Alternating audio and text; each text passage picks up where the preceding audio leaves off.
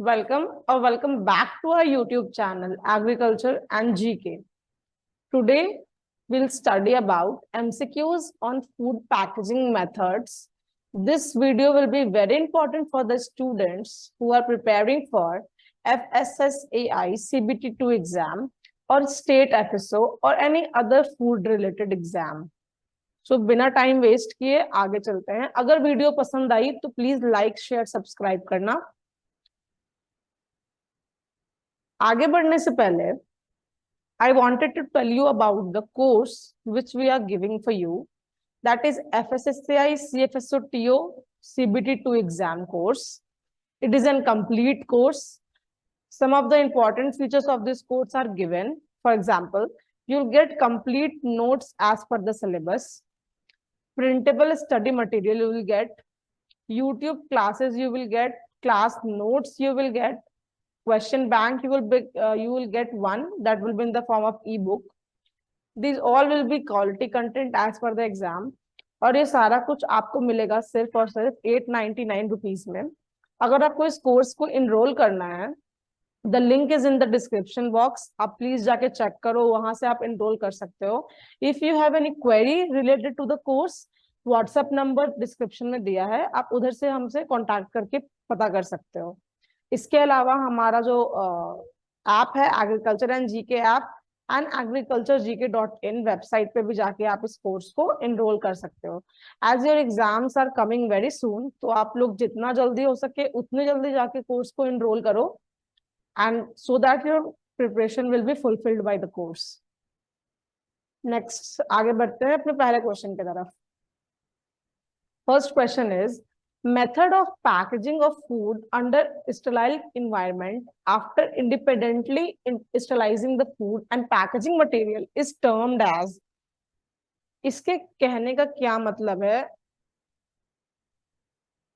पहले तो हम लोग फूड को पैक कर रहे हैं, ओके, अंडर स्टेराइल कंडीशन, मतलब आपका जो इन्वायरमेंट है वो पूरी तरह से स्टेराइल है। स्टेराइल मतलब no micro organism, okay, micro organism free. इसके बाद आपका फूड को भी इंडिपेंडेंटली स्टरलाइज करना है और पैकेजिंग मटेरियल भी इंडिपेंडेंटली स्टरलाइज हो रहा है। मींस आपका फूड, आपका पैकेजिंग मटेरियल एंड आपका इन्वायरमेंट, ये तीनों को हम लोग इंडिपेंडेंटली स्टरलाइज करते हैं और फिर पैकिंग करते हैं, तो उस टर्म को बोलते हैं असेप्टिक पैकेजिंग। तो option number D is the right answer, aseptic packaging होगा इसका आंसर। फ्लेक्सिबल पैकेजिंग क्या होता है? फ्लेक्सिबल के नाम से ही समझ में आ रहा है, इसमें जो हम लोग पैकेजिंग मटेरियल यूज करते हैं वो बहुत फ्लेक्सिबल होता है। आप उसको किसी भी फूड के अकॉर्डिंग शेप साइज उसका कन्वर्ट कर सकते हैं, ओके। अगर हम लोग वैक्यूम पैकेजिंग की बात करें तो वैक्यूम पैकेजिंग पीएम मटेरियल जो होता है, मान लीजिए हमारा पीएम पैकेजिंग मटेरियल है, ओके, इसके अंदर जो भी एयर है उसको हम लोग बाहर निकालेंगे, अंदर वैक्यूम क्रिएट करेंगे और फिर इसको सील कर देते हैं। इससे क्या होता है कि जो अंदर होता है वो एयर नहीं होता है, और एयर ही मेन रिस्पॉन्सिबल होता है कोई भी फूड को खराब होने का। अगर पैकिंग मटेरियल में हल्का सा भी गैप है या फिर उसके अंदर अगर एयर ज्यादा टाइम तक, जैसे हम लोग बोलते भी हैं कि किसी भी चीज को खोल के हम लोग उसको पैक कर देते हैं रबर बैंड या उसको वापस से सील लगा देते हैं, क्यों? बिकॉज अगर एयर जाएगा तो वो जल्दी खराब होगा। तो वैक्यूम पैकेजिंग में हम लोग उसका सारा एयर बाहर निकाल देते हैं और फिर उसको सील कर देते हैं, पैकिंग कर देते हैं। अब अगर बात किया जाए एक्टिव पैकेजिंग का, तो इसमें क्या करते हैं, we envelop product and environment, ठीक है, टू प्रोलॉन्ग शेल्फ लाइफ। इसमें हम लोग प्रोडक्ट को इन्वायरमेंट, जो प्रोडक्ट को जैसा इन्वायरमेंट चाहिए उस इन्वायरमेंट के हिसाब से उसको पैक कर देते हैं ताकि इसका शेल्फ लाइफ बहुत ज्यादा हो जाए, ठीक है। Moving to our next slide. The most common and least expensive plastic film used for packaging of solid food material is. सबसे सस्ता पैकेजिंग फिल्म किसी भी सॉलिड फूड मटेरियल को पैक करने के लिए क्या होता है? The answer of this question is option A, polyethylene. ये सबसे सस्ता होता है जिसको कि हम लोग आसानी से यूज करके किसी भी सॉलिड फूड मटेरियल को पैक कर सकते हैं।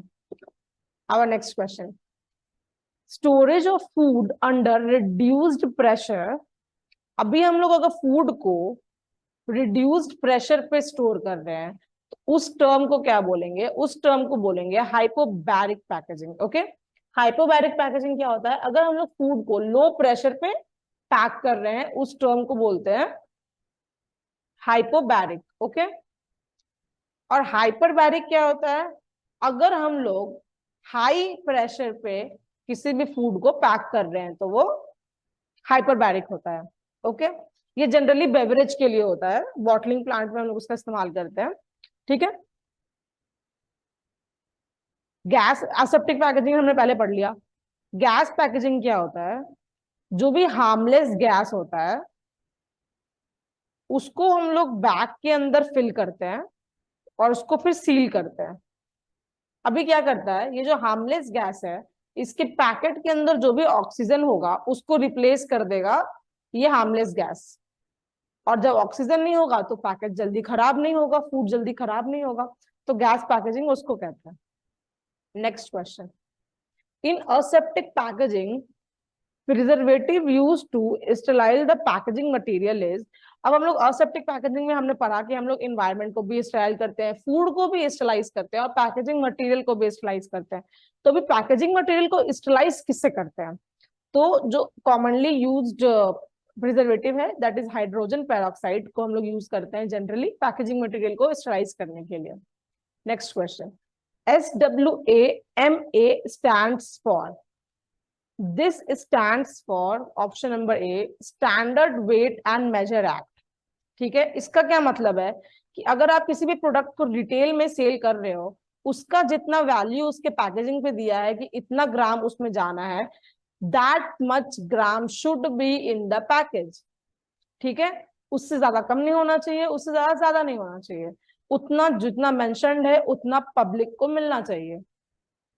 ठीक है, next question, C enamel can is used for. C enamel can हम लोग किस चीज के लिए कहाँ यूज करते हैं? पहली बात तो इनेमल अगर देखा जाए तो दो तरह का होता है, एक सी होता है एक आर होता है। सी इनेबल कैन जो है हम लोग लो एसिडिक फूड के लिए करते हैं और आर इनेबल जो है वो हम लोग हाई एसिडिक फूड के लिए करते हैं। Okay, next question, what is ODR? ODR क्या होता है? ODR is oxygen transfer rate. अगर आपका एक पैकेजिंग मटेरियल है तो अभी इस पैकेजिंग मटेरियल के इस तरह, जैसे मान लीजिए इसमें आपका फूड रखा है, अभी बाहर के इन्वायरमेंट से ऑक्सीजन उसके अंदर जा रहा है नहीं जा रहा है, ये पैकेजिंग मटेरियल ऑक्सीजन को अलाउ कर रहा है अंदर जाने से या फिर नहीं कर रहा है, that is known as oxygen transfer rate. ठीक है, अगर जा रहा है ऑक्सीजन तो किस रेट से जा रहा है? ओके, इसको कहते हैं ऑक्सीजन ट्रांसफर रेट। अगर हम लोग फर्स्ट वाले का बात करें ऑर्डर ट्रांसफर रेट, मतलब बाहर जो भी स्मेल है फ्रेग्रेंस है वो अंदर जा पा रहा है फिर नहीं जा पा रहा है, उसको कहते हैं order transfer rate. Okay, next question, what is WVTR? WVTR क्या होता है? WVTR is water vapour transfer rate. Oxygen की तरह हम लोग इसमें चेक करते हैं कि बाहर जो वाटर वेपर प्रेजेंट है एनवायरनमेंट में वो क्या अंदर जा पा रहे हैं या फिर नहीं जा पा रहे हैं पैकेजिंग मटेरियल के थ्रू, तो उसको हम लोग वाटर वेपर ट्रांसफर रेट कहते हैं। ओके, अगर जा रहा है that means our packaging material is not giving the full protection to our food. ठीक है, next question, heating of frozen food is termed as. Frozen food को अगर हम लोग हीट करते हैं तो उसको हम लोग कहते हैं थॉइंग। थॉइंग कहते हैं उसको। थॉइंग में क्या करते हैं, फ्रोजन फूड को हम लोग हीट करते हैं। डिहाइड्रो फ्रीजिंग जो हम लोग का फर्स्ट ऑप्शन है इसमें क्या करते हैं, फ्रीजिंग से पहले 50% मॉइस्चर रिमूव कर देते हैं बाय डिहाइड्रेशन और उसके बाद जो 50% बाकी होता है वो फ्रीजिंग से रिमूव होता है, इसको बोलते हैं dehydro freezing. Freeze drying preservation technique है जिसको कि हम लोग फ्रीज करते हैं फूड को ड्राई करने के लिए ताकि उसके अंदर का जो वाटरी मटेरियल है वो आइस में चेंज हो जाए, फिर आइस से हम लोग गैस में कन्वर्ट कर देते हैं तो उसको फ्रीज ड्राइंग कहते हैं। Okay, next question, the package which is in direct contact with the contained food is called as dash package। हमने देखा होगा पहले तो हमारा बेसिक पैक होता है, इस ये कभी कभी कार्टन में आता है या फिर उसके ऊपर लैमिनेट लगा होता है। तो अभी क्या होता है, जैसे आप बिस्किट खा रहे हो तो बिस्किट का जो रैपर होता है जो उससे डायरेक्टली कॉन्टैक्ट में होता है that is known as primary packaging. और जैसे कार्टन हो गया ये हो गया, ये सब कहते हैं सेकेंडरी पैकेजिंग। और जो बीओपीपी फिल्म होता है, जिसको क्या बोले, प्लास्टिक फिल्म, किसी किसी बिस्किट में देखते होगे, पहले प्लास्टिक में रैप होता है फिर लैमिनेट में होता है। तो बीपीपी जो कहते हैं, सॉरी, ये जो कार्टन है that is tertiary.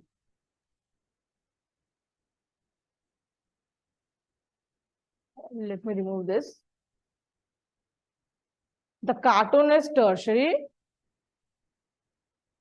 And BOPP is secondary packaging. Okay, so यहाँ पर डायरेक्टली कॉन्टैक्ट में पूछ रहा है कि डायरेक्ट कॉन्टैक्ट में कौन सा होता है। So our answer is primary packaging, जो होता है वो डायरेक्टली कॉन्टैक्ट में होता है फूड के। Okay, next question. Dash are the most prone to thermal shock, किसको सबसे ज्यादा फर्क पड़ेगा थर्मल शॉक से? The answer of this question is glass. Glass को सबसे ज्यादा फर्क पड़ता है थर्मल शॉक से। ठीक है, next question. rodent microorganism, moths and termites are example of, कौन से hazard का ये सारा एग्जाम्पल है? ओके, ये सारा एग्जाम्पल है कौन से हजार्ड का? बायोलॉजिकल हजार्ड का। बायोलॉजिकल मतलब जो ऑलरेडी इन्वायरमेंट में होते हैं और जो कि एक हजार्ड का काम कर सकते हैं किसी भी फूड के लिए, उसको हम लोग बायोलॉजिकल हजार्ड कहते हैं। Next question. Dash is used as flush gas in CAP. सबसे पहले तो कैप का मतलब समझते हैं, कैप क्या होता है। CAP is controlled atmospheric, sorry, not pressure, it is packaging. Okay,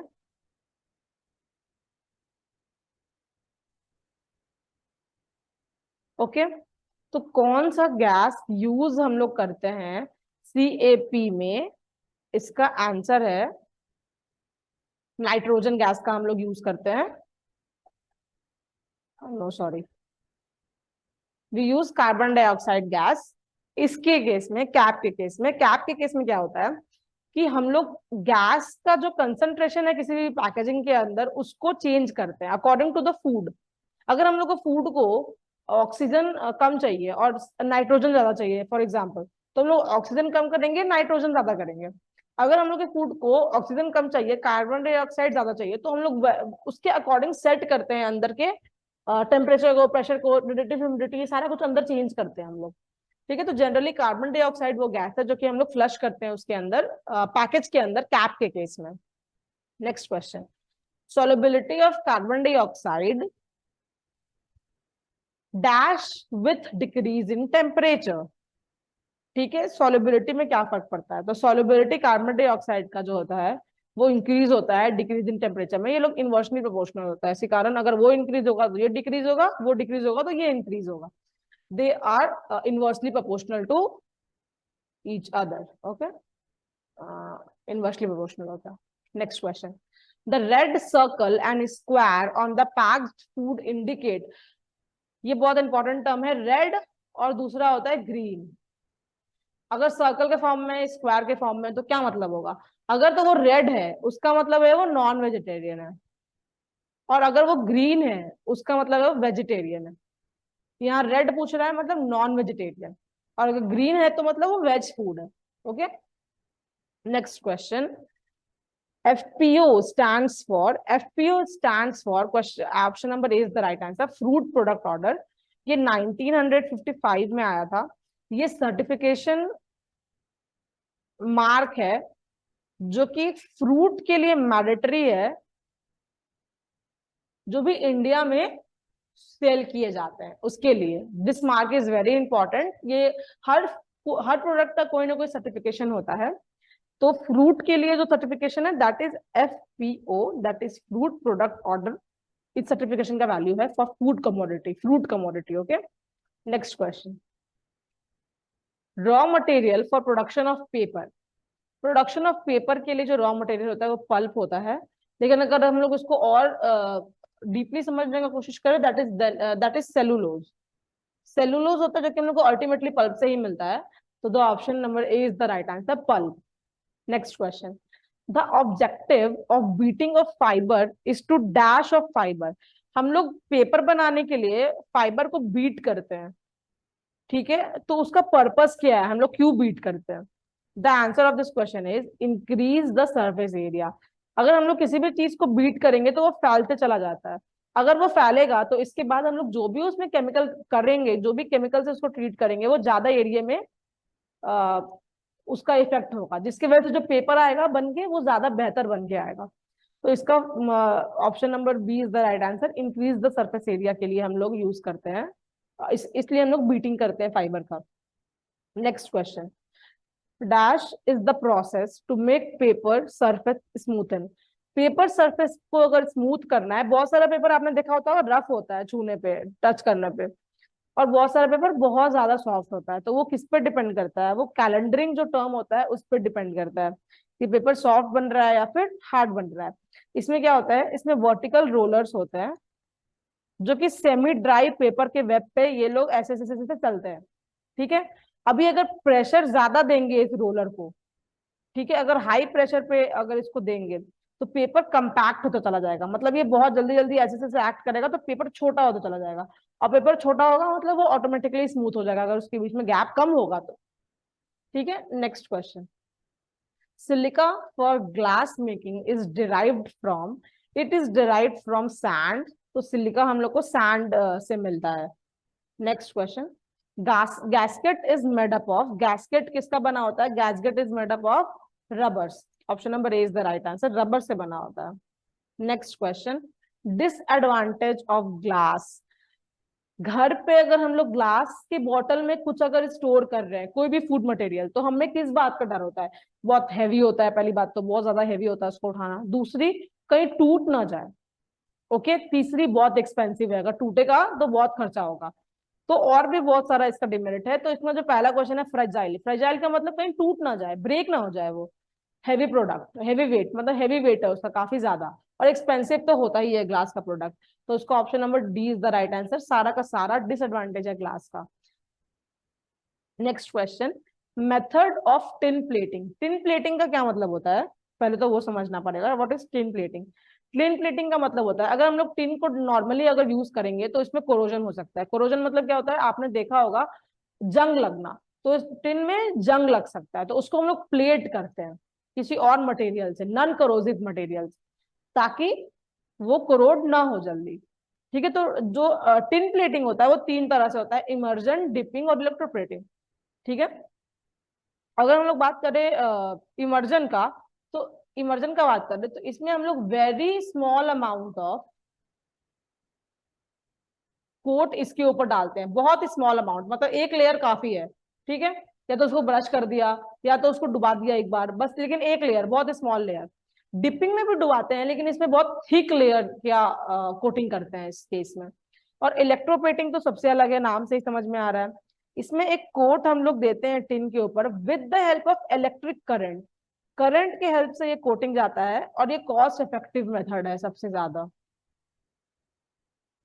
तो ये tin plating, all of the इसका आंसर होगा, ये तीनों मेथड से ही हम लोग करते हैं। Next question, advantage of plastic is, advantage of plastic, अभी हम लोग ग्लास को तो नहीं यूज करना चाहते लेकिन प्लास्टिक बहुत ज्यादा यूज करते हैं, जो कि यूज नहीं करना चाहिए because it is very harmful for the environment, उसको डिकम्पोज होने में काफी ज्यादा टाइम लगता है। सो आजकल हम लोग पेपर बैग्स का इस्तेमाल कर रहे हैं विच इज वेरी हेल्पफुल। तो प्लास्टिक का एडवांटेज क्या है, अगर हम लोग प्लास्टिक यूज करते हैं तो हम लोग क्यों करते हैं प्लास्टिक यूज, हल्का होता है बहुत ज्यादा, ये तो सबसे पहला इसका बात है कि ये बहुत हल्का होता है। दूसरा, स्ट्रेंथ भी अच्छा देता है, हम लोग कितने भी भारी चीज जा सकते हैं प्लास्टिक में लेकिन वो फटता नहीं जल्दी। और फ्लेक्सिबल होता है, जैसा चीज डालो वैसे वो उसमें आ जाएगा। ठीक है, तो इसका option D is the right answer, all, ये सारा ही कारण है प्लास्टिक यूज करने का। Next question, PFA was announced in the year, PFA जो है वो अनाउंस्ड हुआ था ये 1954 में। PFA का फुल फॉर्म है prevention of adulteration of food. Adulteration क्या होता है, अगर हम लोग फूड में कुछ बाहर से कुछ उसमें ऐड कर रहे हैं, जस्ट लाइक आप एग्जांपल ले सकते हो, हम लोग वाटर ऐड करते हैं मिल्क में, ठीक है, तो वो क्या कर रहे हैं, हम लोग अडल्टरेट कर रहे हैं मिल्क को वाटर के साथ, जो कि गलत है, नहीं करना चाहिए।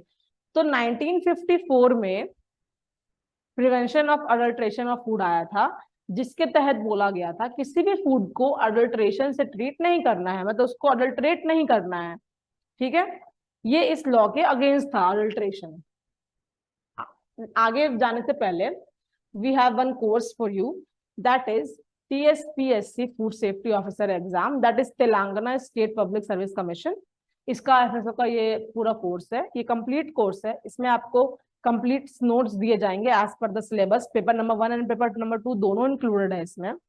आपको यूट्यूब क्लास मिलेगी, क्लास नोट्स दिए जाएंगे, प्रीवियस ईयर क्वेश्चन मिलेगा, टेस्ट सीरीज मिलेगा सिलेबस के बेस्ड पे, एक क्वेश्चन बैंक मिलेगा आपके प्रैक्टिस करने के लिए। बहुत क्वालिटी कंटेंट है, it will be very helpful for the exam. ये सारा कुछ आपको मिलेगा 1799 रुपीज में ओनली। इसको आप अगर इनरोल करना चाहते हो इस कोर्स में तो लिंक जो है वो डिस्क्रिप्शन बॉक्स में दिया है, तो आप प्लीज वहां से जाके चेक करो। अगर आपको कोई क्वेरी है इस कोर्स के लिए तो आप वो हमसे व्हाट्सएप पे बता कर सकते हो, व्हाट्सएप नंबर भी डिस्क्रिप्शन में दिया है। इसके अलावा आप हमारे ऐप एग्रीकल्चर एंड जीके और हमारे वेबसाइट agriculturegk.in पे भी इस कोर्स पे इनरोल कर सकते हो। अगर ये वीडियो पसंद आ रही है तो प्लीज लाइक शेयर सब्सक्राइब करो। आगे के क्वेश्चन में बढ़ते हैं। 26th question, which inert gas is used in packaging of food? कौन से इनर्ट गैस का यूज? इनर्ट गैस क्या होता है? नॉन रिएक्टिव गैस, जो कि बिल्कुल न के बराबर रिएक्ट करता है, या फिर आप कह लो नहीं रिएक्ट करता है। तो option number B is the right answer. Nitrogen, sorry, nitrogen का जनरली यूज करते हैं हम लोग पैकेजिंग में। Next question, that dash packages are used for nut और पोटैटो चिप्स? पोटैटो चिप्स और नट्स के लिए हम लोग गैस प्लस पैकेज का इस्तेमाल करते हैं। हम लोग जब भी चिप्स खाते हैं, पोटैटो चिप्स खा ले, कोई भी चिप्स खा ले, वो पैकेज में ही आता है जिसमें कि एयर फिल्ड होता है, तो वो होता है गैस प्लस पैकेज। ठीक है, तो इसको हम लोग जनरली यूज करते हैं। इसके गैस कौन सा फ्लश्ड होता है? इनर्ट गैस, जो कि हमने पहले पढ़ा है। आप नाइट्रोजन कह सकते हो, CO2 कह लो, आर्गन कह लो, इन सब को हम लोग अंदर डालते हैं, जो कि नॉन रिएक्टिव होता है, उसको हम लोग अंदर डालते हैं और जो पैकेज के अंदर का जो ऑक्सीजन होता है उसको बाहर निकालते हैं। ठीक है, next question, plastic which are soften upon heating and harden upon cooling is known as? इसका आंसर है थर्मोप्लास्टिक। थर्मोप्लास्टिक वैसे प्लास्टिक होते हैं, अगर आप उनको हीट करोगे तो वो सॉफ्ट हो जाएंगे, अगर आप उनको कूल करोगे तो वो हार्ड हो जाएंगे। ठीक है, तो डिपेंड करता है कि आप क्या कर रहे हो, उसको थर्मोप्लास्टिक कहते हैं। Next question, which monomer of packaging material is कार्सियोजेनिक? कार्सियोजेनिक का क्या मतलब होता है? Cancer causing. इससे कैंसर हो सकता है। तो कौन सा पैकेजिंग मटेरियल है जिससे कि कैंसर होने का बहुत ज्यादा संभावना है? That is vinyl chloride. It is a carcinogenic packaging material. Next question, what is the weight of paper per unit area? Weight of paper per unit area is known as grammage. Grammage उसको कहा जाता है जिसका unit ग्राम पर metre square होता है। Okay, next question, WVTR is expressed as, हमने पहले पढ़ा है, WVTR is water vapour transmission rate. ये क्या करता है? बताता है कि एक पैकेज के एक तरफ से दूसरे तरफ वाटर वेपर जा रहा है या फिर नहीं जा रहा है, अगर जा रहा है तो किस रेट में जा रहा है। ओके, इसका क्या बोलते हैं उसको, यूनिट क्या होता है? ग्राम पर मीटर स्क्वायर प्लस 24 आवर। ठीक है, next question, aluminium foil act as. Aluminium foil किसके तरह एक्ट करता है? तो इसका आंसर ऑप्शन नंबर डी है, ऑल ऑफ द अबव, क्योंकि ये वेपर के अगेंस्ट भी एक्ट करता है, ऑक्सीजन के अगेंस्ट भी एक्ट करता है, लाइट के अगेंस्ट तो एक्ट करता ही करता है। तो इसका option number D is the right answer. Next question, which of the following packaging material has perfect barrier property? इनमें से कौन सा पैकेजिंग मटेरियल है जिसका बैरियर प्रॉपर्टी मतलब क्या होता है कि किसी को भी रोकने का क्षमता। इस केस में हम लोग किसको रोक रहे हैं? ऑक्सीजन को रोक सकते हैं, वाटर वेपर को रोक सकते हैं, लाइट को रोक सकते हैं, और भी बहुत सारी चीज को जो बैरियर की तरह रोकता है फूड के अंदर जाने से। ठीक है, तो उसको क्या बोलते हैं? 1 मिनट। हाँ, तो अपना जो ग्लास होता है, ऑप्शन नंबर सी, जो अपना ग्लास है, that is the best packaging material जिसके पास सबसे बेहतर बैरियर प्रॉपर्टी है। किसी भी चीज के against glass is very much perfect barrier agent to use for packaging. Okay, next question. IPP stands for Institute of Packaging Profession.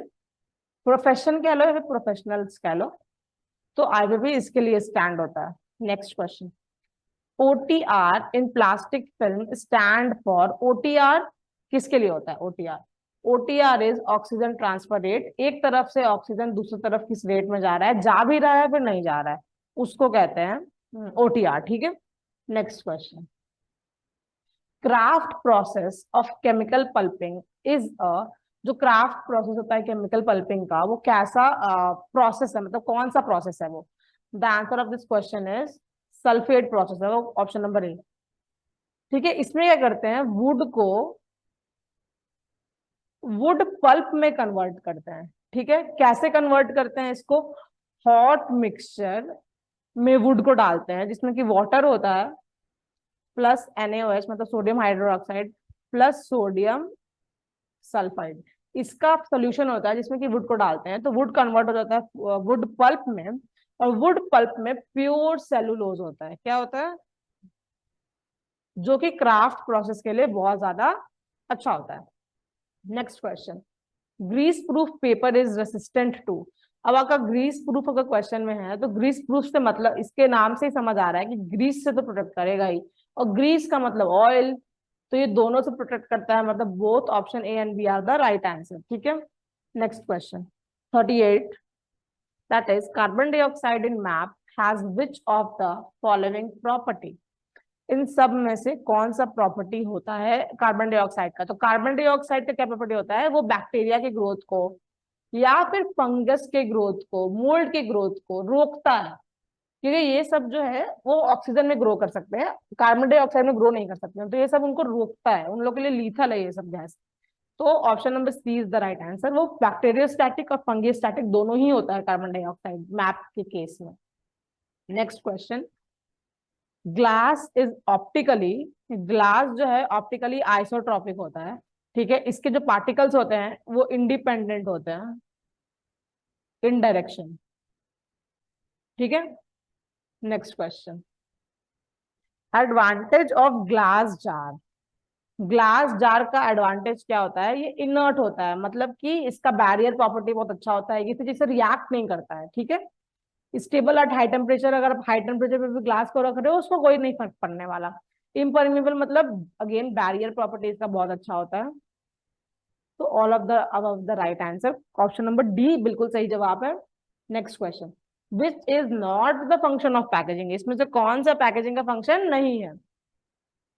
तो the answer of this question is option number C, silent salesman. Convenience तो कर ही देता है packaging, containment के लिए भी हम लोग पैकेजिंग का ऑब्वियसली यूज करते हैं, और प्रोटेक्शन तो क्या पैकेजिंग देता ही है, बस साइलेंट सेल्समैन पैकेजिंग नहीं करता है कुछ कुछ केस में. Next question. What type of active packaging is applicable to fruit. Fruit के लिए अगर हम लोग को एक्टिव पैकेजिंग देखना है तो हम लोग क्या देखेंगे? सबसे पहला तो हम लोग देखेंगे इथिलीन अब्जॉर्बर. ऑक्सीजन अब्जॉर्बर भी देखा जा सकता है, लेकिन सबसे पहले इथिलीन अब्जॉर्बर देखा जाएगा. ठीक है, क्यों? इथिलीन क्या होता है? ये प्लांट ग्रोथ हार्मोन है. ये क्या करता है? ये राइपनिंग, एजिंग, सॉफ्टनेस, इन सब को बढ़ाता है जल्दी से जल्दी.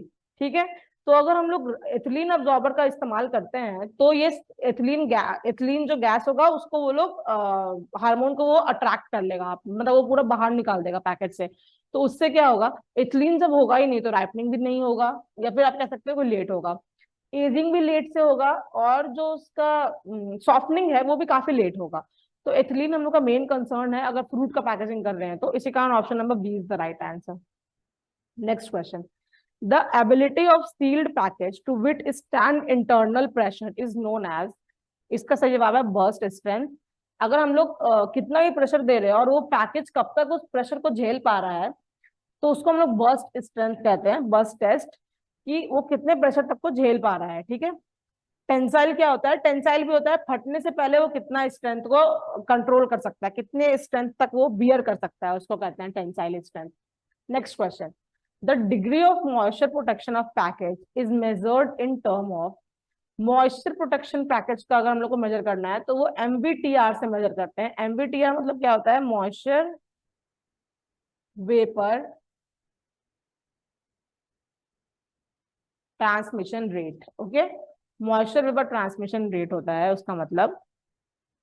नेक्स्ट क्वेश्चन, इसका मतलब क्या होता है?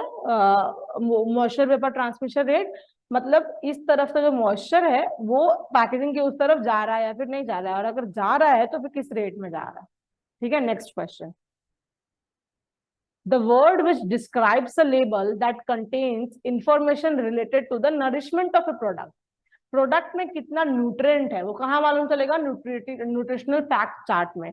अगर आप कभी खाते हो कोई भी फूड आइटम अगर आप खा रहे हो तो उसके उसके रैपर पे, उसके लैमिनेट पे there is one nutritional fact chart, जिसमें कि मेंशन्ड होता है कि आपका पर सर्विंग में कितना कार्बोहाइड्रेट है, टोटल पैकेट में कितना कार्बोहाइड्रेट है, प्रोटीन कितना है, फैट कितना है, शुगर क्या है, टोटल शुगर क्या है, एडेड शुगर क्या है, कोलेस्ट्रॉल क्या है, ट्रांस फैट कितना है, वो सारा कुछ उसमें मेंशन रहता है।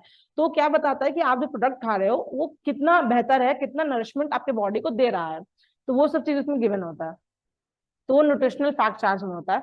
अगर हम लोग इंग्रेडिएंट चार्ट का बात करें तो इसमें जो जो इंग्रेडिएंट यूज हुआ है उस फूड में वो मेंशन्ड होता है। एड्रेस पैनल में तो कंपनी का एड्रेस मेंशन्ड होता है, और सर्विंग साइज में कि एक बार में आप कितना खा सकते हो, कोई भी बंदे को कितना खाना चाहिए, वो होता है serving size. Next question, harmful compound present in PET. PET में हार्मफुल कंपाउंड कौन सा होता है? तो पेट एक तरह का पैकेजिंग मटेरियल है, इसका होता है पॉली इथिलीन टेराफेलेट फुल फॉर्म। इसका जो आपका हार्मफुल वो मतलब पार्टिकल है that is Fallot, option number D. ठीक है, जो कि नाम में ही है उसके। 47th क्वेश्चन, लेयर्स इन टेट्रा पैक। टेट्रा पैक में कितना लेयर होता है? आपको हम लोगों ने देखा है टेट्रा पैक मिल्क का भी होता है। Generally beverages are packed in Tetra Pak. ठीक है, तो इसमें 6 लेयर होता है। 6 लेयर कौन कौन सा होता है? पहला होता है पॉलीएथिलीन, फिर होता है पेपर बोर्ड, फिर होता है पॉलीएथिलीन, फिर होता है aluminium foil, again it is polyethylene, and last one is also polyethylene. ये सिक्स लेयर से बनके आपका टेट्रा पैक बनता है, इन 6 लेयर से। Okay, next question, dash is protein based material for edible coating. अगर हम लोग को एडिबल कोटिंग करना है तो कौन सा प्रोटीन बेस्ड मटेरियल होगा? तो our answer is collagen. Collagen है वो प्रोटीन बेस्ड होगा। अगर हम लोग बात करें चिटोसन एंड एलिजिनेट का तो ये होगा पॉलीमर बेस्ड। इसको भी हम लोग कोटिंग के लिए यूज करते हैं, लेकिन ये पॉलीमर बेस्ड होता है। और ग्लिसरॉल का बात करें तो ये लिपिड बेस्ड होता है। तो अगर आपसे क्वेश्चन पूछा जाए polymer based, the answer will be chitosan and alginate. अगर पूछा जाए lipid based, the answer will be glycerol. और अगर हम लोग का क्वेश्चन है protein based, then the answer is collagen. ठीक है, next question, steps not involve in aseptic packaging. कौन सा स्टेप असेप्टिक पैकेजिंग में नहीं होता है इन्वॉल्व? तो option number D, sterilizing product after sealing. हमने क्या पढ़ा है कि पहले पैकेज को स्टेलाइज करते हैं, फिर फूड को स्टेलाइज करते हैं, फिर इन्वायरमेंट को स्टेलाइज करते हैं, और फिर पैक कर देते हैं। लेकिन पैक करने के बाद तो स्टेलाइज हमने नहीं पढ़ा है, तो ये स्टेप होता ही नहीं। तो एक बार पैक हो जाए फूड उसके बाद हम लोग उसको स्टेलाइज नहीं करते हैं, पैक हो जाने के बाद। Okay, next question, dash and dash are use to make edible packaging material. किसका हम लोग यूज करते हैं एडिबल पैकेजिंग मटेरियल बनाने के लिए? The answer is option number D, protein and carbohydrate. Protein and carbohydrate का हम लोग ज्यादातर यूज करते हैं पैकेजिंग मटेरियल को, एडिबल पैकेजिंग मटेरियल को बनाने के लिए। अभी एडिबल पैकेजिंग मटेरियल क्या होता है कि पैकेजिंग मटेरियल के अंदर जो फूड है आप उसको तो कंज्यूम कर लो पहले, अभी आपको पैकेजिंग मटेरियल को फेंकना नहीं है, आपको इसको भी खाना है, आप इसको भी खा सकते हो। ठीक है, तो that is edible packaging material. तो here we come to are the end of the video. उम्मीद करती हूँ आपको अच्छा लगा हो ये वीडियो। अगर अच्छा लगा हो तो प्लीज लाइक शेयर सब्सक्राइब करना, अपने फेलो मेट्स के साथ शेयर करो। And all the best for your coming exam. Please like share and subscribe the channel. Okay, then bye, take care.